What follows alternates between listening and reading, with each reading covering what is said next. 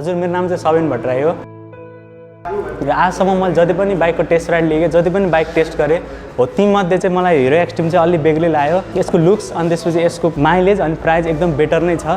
यो प्राइसमा यतिको लुक्समा यो बाइक लन्च हुनु भने एकदम राम्रो हो।